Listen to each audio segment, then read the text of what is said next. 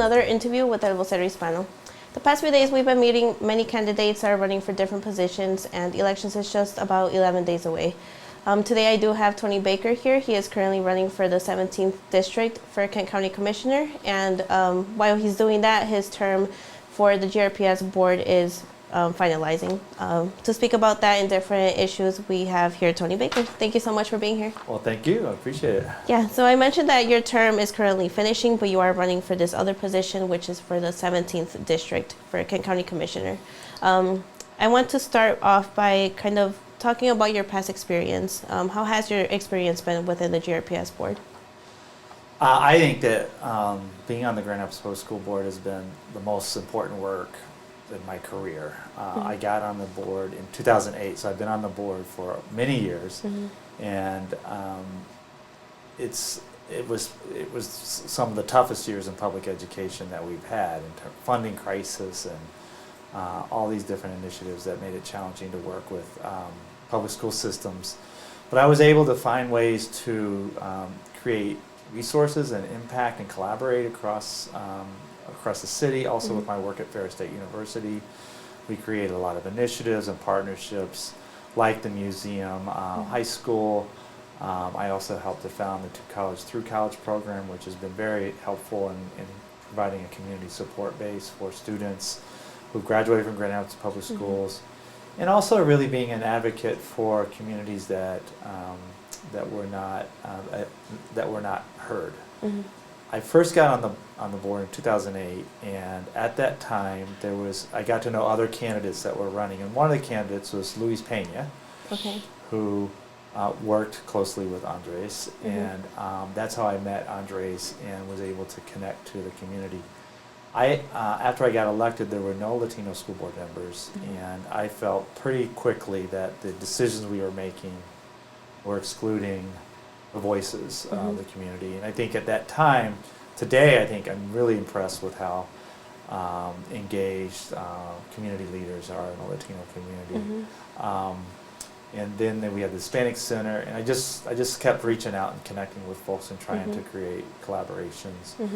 One of those, so my work I think the work of the schools and the school board members, and this is what I encourage when people run for office of any kind, is bring all of who you are to where you're coming. So I brought my family into the schools. I was already in the schools with my kids, but I brought my job. I brought my work at Ferris State University as a sociology professor. I kept prodding the university to do more for kids from Grand Rapids Public Schools, which led to us creating the Center for Latino Studies and a number of other community engagement initiatives. So that's been my work. At the same time, it's been a real struggle to, over the last 14 years, when things were getting more and more difficult to run public schools, and to also make the school system better. And we've had a lot of successes. It's been very important work. It's exhausting work. It's been really difficult for especially teachers over these 10 years or so. I feel like we're at a place now where we can hope for things to get better, and I think that we have more resources, finally have a state government that's funding this at appropriate levels. It's been hard work. I'm going to miss it a lot. It's going to be pretty much every Monday night for 14 years have been spent in some sort of a school board meeting. But it's time for me to move on, and I think I've let other young leaders take that role, and so I'm gradually letting go and letting these other folks take the lead, and then I'm moving on to looking at the county commission and seeing if I can continue that kind of work there. Okay, and we were speaking a little bit before the interview, and I have told you that I've seen you pretty much involved. I've heard your name before, so I think it's great, and I think that you have done a lot of great work within the GRPS board. And now you're moving on to Kent County Commissioner, possibly, if you do get elected. Why did you decide to run for Kent County Commissioner? Well, a few reasons. I mean, some personal, but I needed to leave the board. I thought it was time for me to leave the board. My kids are graduated.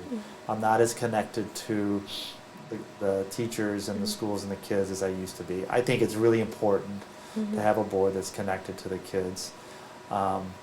And it was just time, I think, for me to move on. but I still wanted to keep doing public work, and I really thought that the way I learned to do public work by the constant connections to community was really I kind of learned was kind of a distinct thing that not all elected officials do that, and not to be critical about elected officials, but my strength was that I was everywhere, and I would run into people constantly, and I would take what I learned from those persons and try to represent, or even better is to create collaborations and bring those persons into helping to solve the problems of the school district.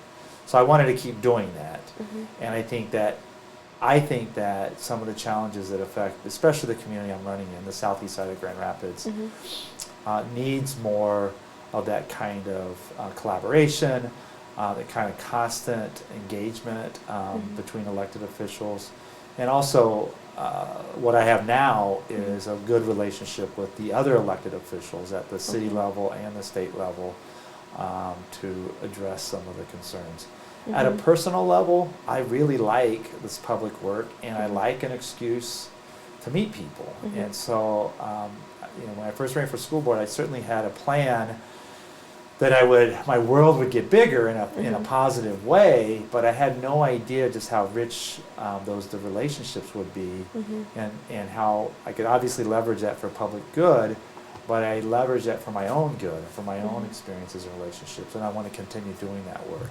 And I have a lot of fun doing it. So, so if you heard my name, it's because I was in places where people that knew me, and that's the kind of public work I do, and I just love doing it. Okay, so. I think that's great. Yeah.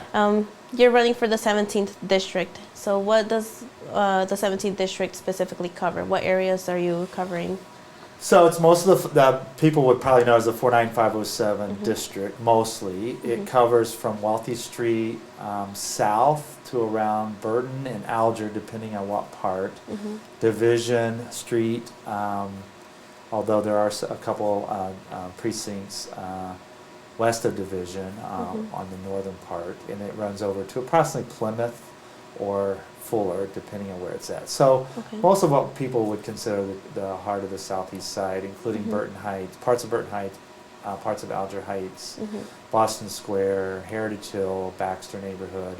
So pretty key, significant neighborhoods on the southeast side. Yeah, and while you're mentioning those neighborhoods, I know I used to live in one of those neighborhoods, so I'm kind of familiar with the area. But within the pandemic, I have seen that there was a lot of violence increasing as well. So as Kent County Commissioner, what would be some of the things that you could do to combat violence?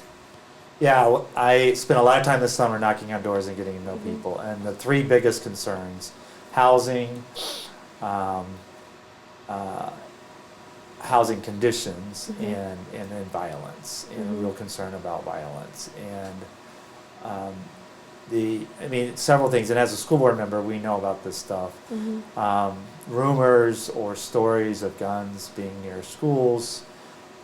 Guns have, something has caught, I'm convinced something has caused more guns to be in our community, and that's a concern.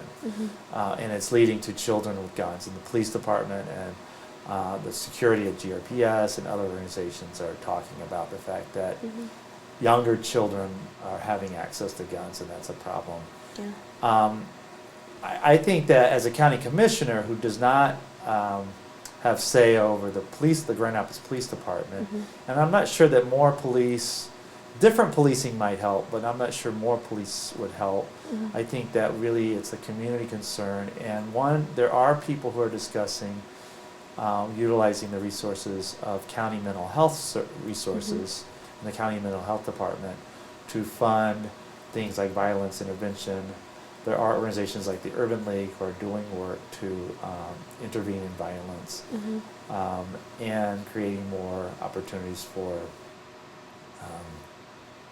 kids to have diversions that are away from violence and activities. And I'm hopeful for that. I'm hopeful for it in a couple ways. One is that I do know that young people that are disengaged from opportunities, after-school programs, out-of-school time programs, organizations that show care for children, cause harm for children. It leaves children in vulnerable positions where they try to find ways to defend themselves in ways that aren't really safe and healthy.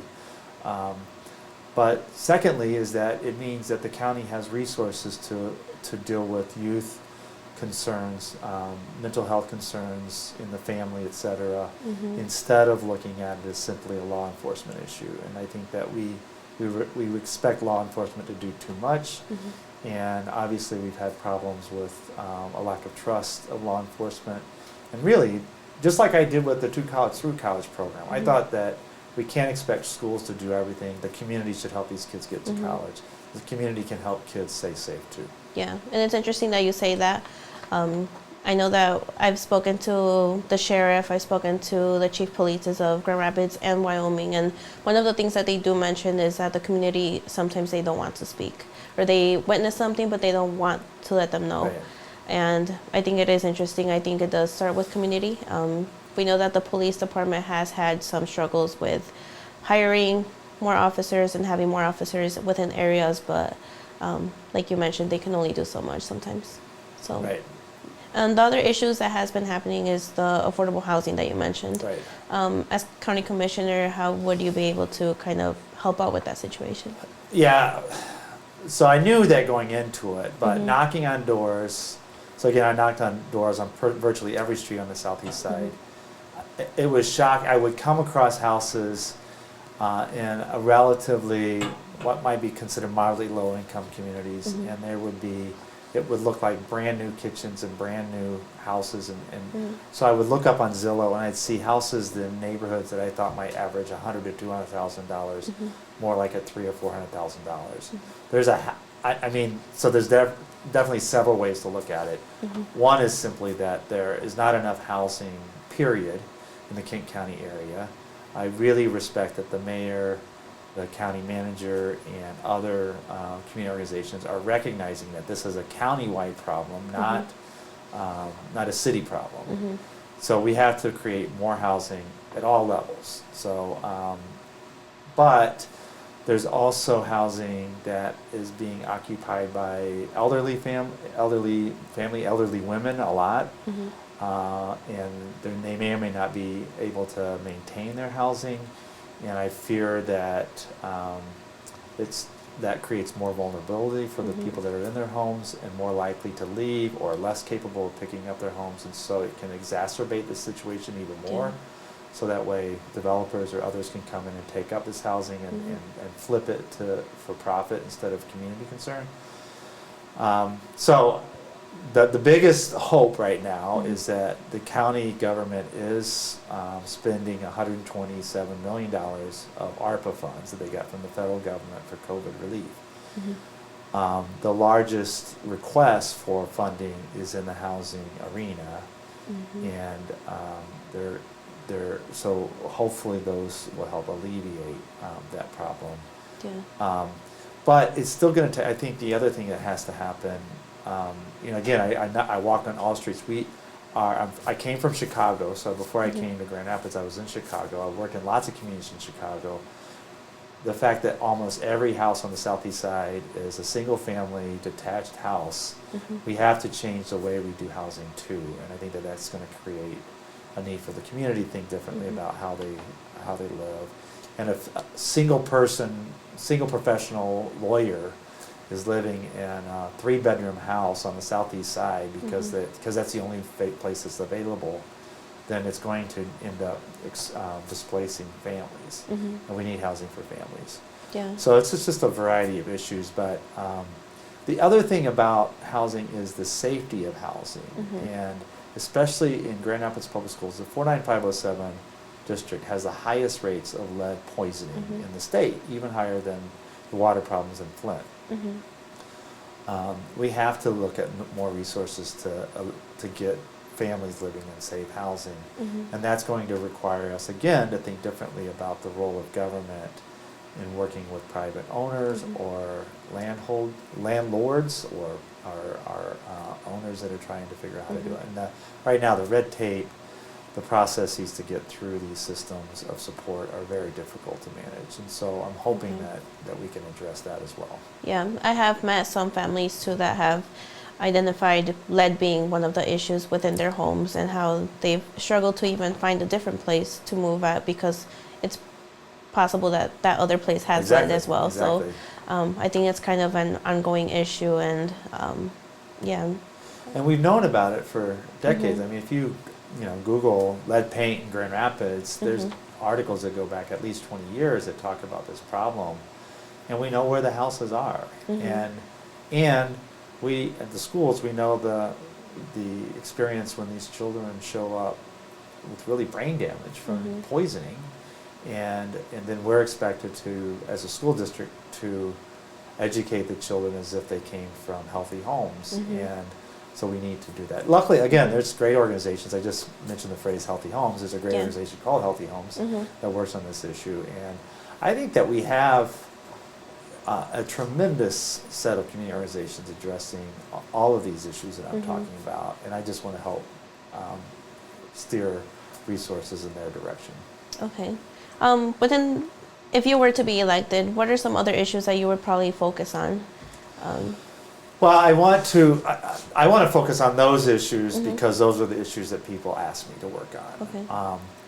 The other things that I'm just generally concerned with because of my background in education and the schools is I really want to help address more resources for early childhood education. I think that if you look at this 2008 newspaper article that El Vocero wrote about me, we talked about early childhood education then.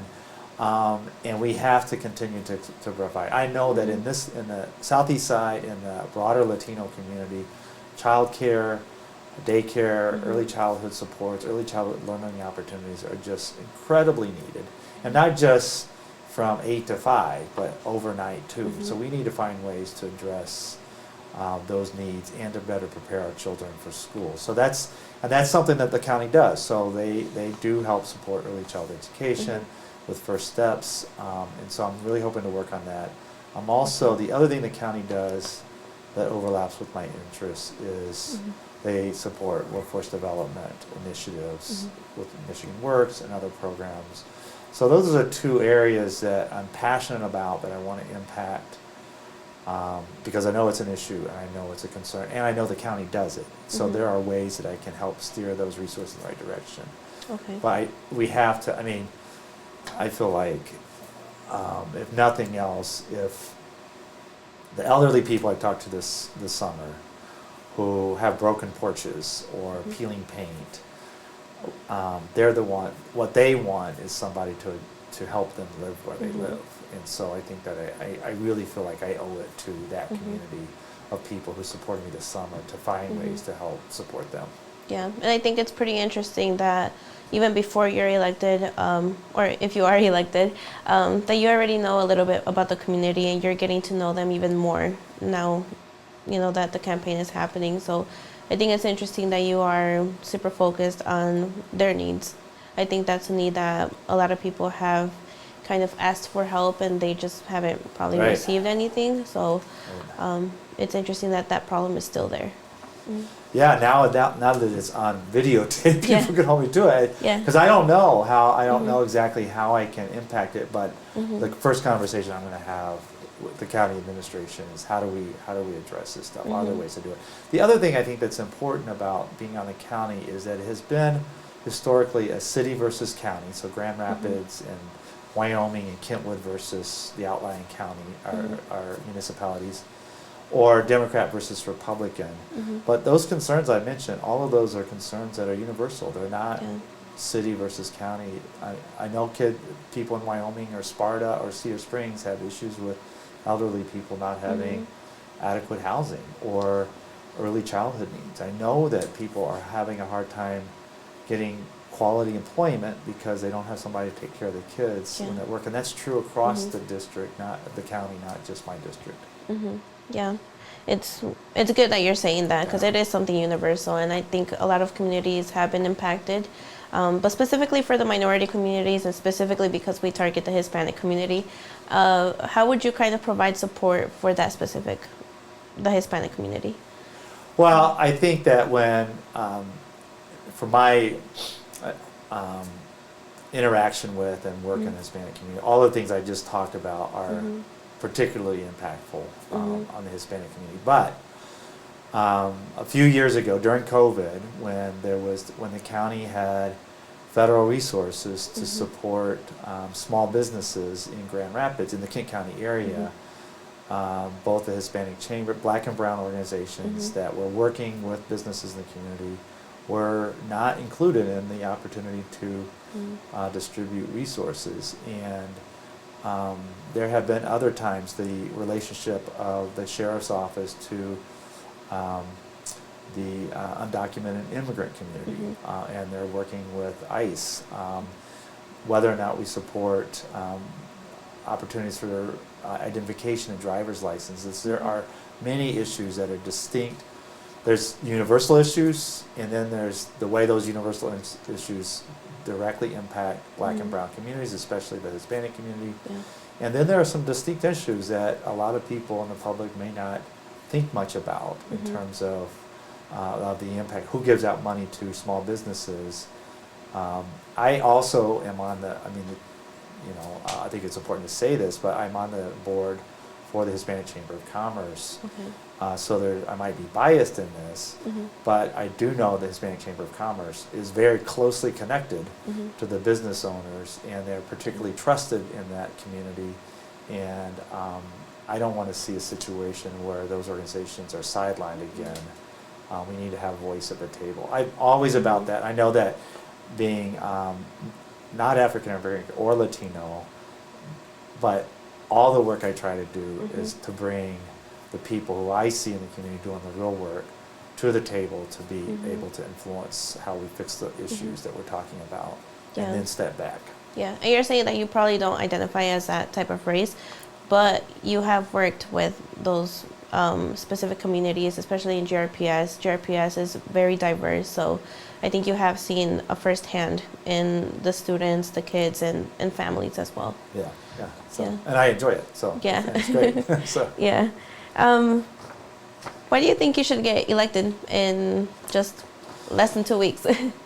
I think I should get. I really want. If what I'm saying is true, that I am unique in terms of my work and getting to know the community. Again, there's lots of great people. I love, I love Winnie Brings and Kurt Rappart, other people who are doing really good work connecting to the community. So I don't want to say that they're not, but I just think that the amount of immersion that I do in the community, I want to see if it works at the county level. And I think that people should vote for me, because if it works, it's going to benefit the community. And I really hope that, the other thing I really hope, and this is often hard, is that the community that has expectations for me or their elected officials in general communicate with me and these other elected officials to make sure that they do their work. We have to do our work and show up, but I have to know what the concerns are. I have to know when I make mistakes. And unfortunately for me also, as I get to know so many different people, that when I make mistakes, they tell me I make mistakes. But that's way better than them holding resentments on me, against me, because I didn't listen to them. And anyway, I think people should vote for me, because I expect to be at least, if not more, accessible than I ever was, and I will definitely be communicating those interests in a way that advocates for changing the relationships that we have to the institutions of our city. Okay.